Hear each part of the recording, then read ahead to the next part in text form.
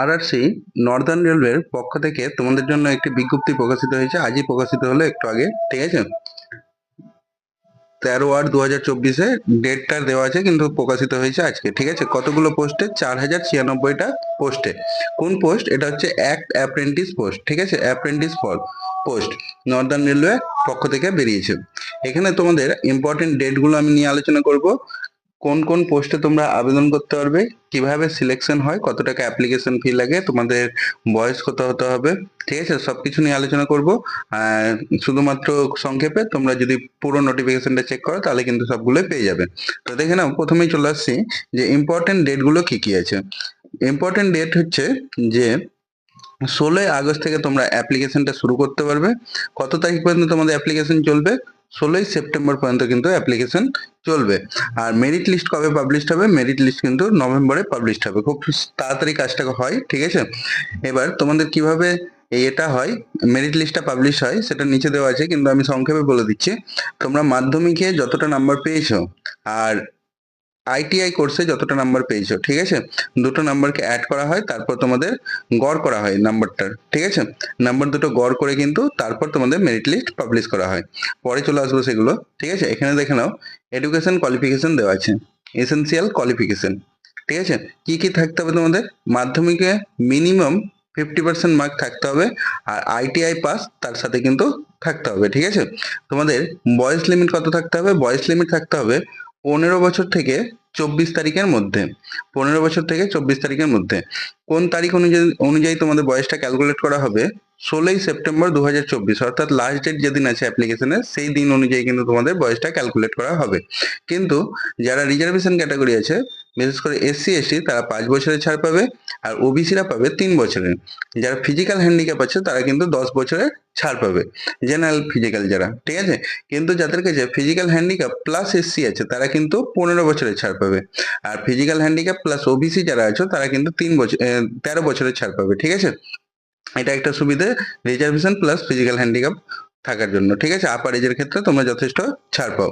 এবার চলে আসো যে কিভাবে তোমাদের অ্যাপ্লিকেশনটা করতে হবে, কত টাকা অ্যাপ্লিকেশনের সময় লাগবে।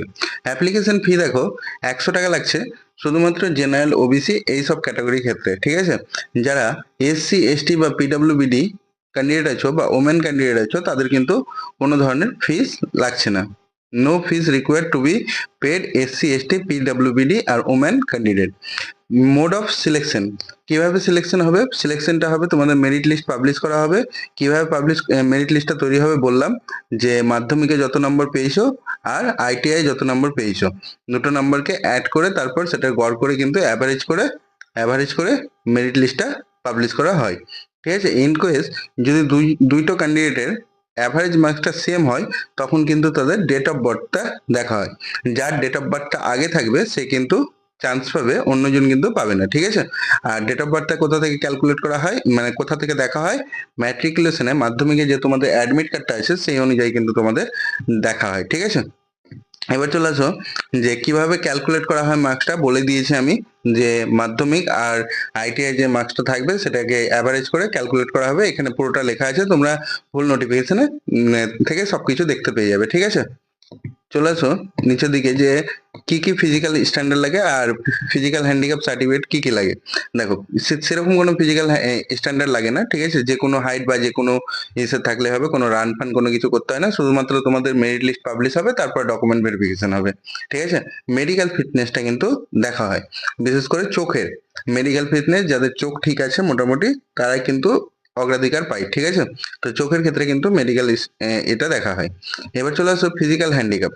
ফিজিক্যাল হ্যান্ডিক্যাপে দেখো, তিনটে মেনলি দেওয়া হয়।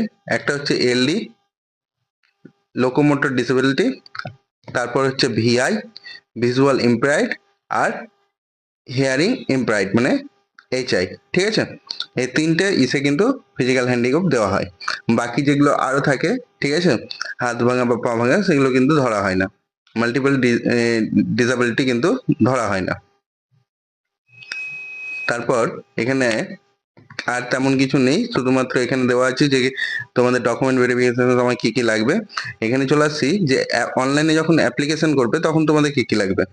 দেখো, ইনভ্যালিড অ্যাপ্লিকেশনে এখানে বলে দিয়েছে মেন যে জিনিসগুলো লাগবে সেটা হচ্ছে ফটোগ্রাফ তোমাদের লাগবে রিসেন্ট সাইজের, এলএসটি অর্থাৎ লেফট হ্যান্ড থাম ইমপ্রেশন এটা লাগবে, ঠিক আছে। সিগনেচার লাগবে, ক্যাপিটাল আর স্মলার দুটো মিলিয়ে কিন্তু, ঠিক আছে।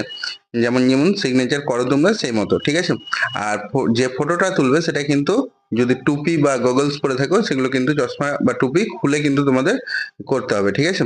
10th মার্কশিট আর এনসিবিটি আইটিআই মার্কশিটের কিন্তু এটা লাগবে, স্ক্যান কপিটা লাগবে। আর ডেট অফ বার্থ হিসেবে কিন্তু টেন্থের যেটা অ্যাডমিট কার্ড আছে সেটা কিন্তু ডকুমেন্ট ভেরিফিকেশন সময় শো করতে হবে, ঠিক আছে। এখানে দেখো বলে দেওয়া হয়েছে কিভাবে অ্যাপ্লাই করতে হবে। প্রথমে তোমাদের যেতে হবে rrcnr.gov.in এই ওয়েবসাইটে। তারপর সেখান থেকে engagement of act apprentice online application এই জায়গায় যেতে হবে। তারপর ক্যান্ডিডেট রেজিস্ট্রেশনের নাম, বাবার নাম, community category, mobile number, email ID, date of birth এগুলো দিতে হবে।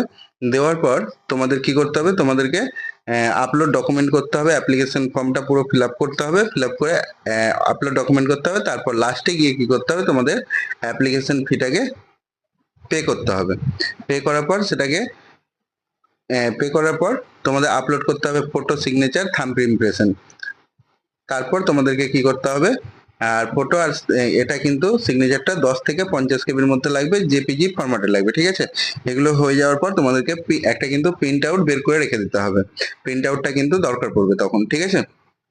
আর সেরকম কিছু নেই, এখানে ওয়েবসাইটটা দেওয়া হয়েছে, ঠিক আছে। তো যাই হোক বন্ধুরা, আজকের ভিডিও এই পর্যন্তই। যদি ভিডিওটি ভালো লাগে, সরি আরেকটা জিনিস, যে কোন কোন ডিভিশনে তোমাদের পোস্টটা ছেড়েছে, ঠিক আছে। দেখো, একটা হচ্ছে লখনৌ, এখানে পুরো পুরো নোটিফিকেশন থেকে তোমরা কিন্তু পুরো নোটিফিকেশনটা পেয়ে যাবে ওয়েবসাইটে, অফিসিয়াল ওয়েবসাইটে, আরআরসিএনআর ওয়েবসাইটে, সেখান থেকে পুরোটা দেখে নিতে পারো, ঠিক আছে। তো কোন কোন ডিভিশনে ছেড়েছে, লখনৌ ডিভিশনে ছেড়েছে, নিচে চলে আসো, আম্বালা ডিভিশনে ছেড়েছে, ঠিক আছে। তারপর মোরাদাবাদ ডিভিশনে ছেড়েছে, আর দিল্লি ডিভিশনে ছেড়েছে। এই কটা ডিভিশনে কিন্তু তোমাদের ছেড়েছে।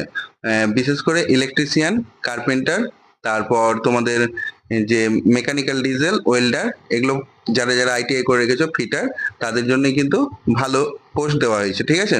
তো যাই হোক বন্ধুরা, আজকের ভিডিও এই পর্যন্তই। যদি ভিডিওটি ভালো লাগে তাহলে ভিডিওটি অবশ্যই শেয়ার করবে, এবং আমার চ্যানেলে যদি নতুন হও তাহলে অবশ্যই চ্যানেলটি সাবস্ক্রাইব করবে।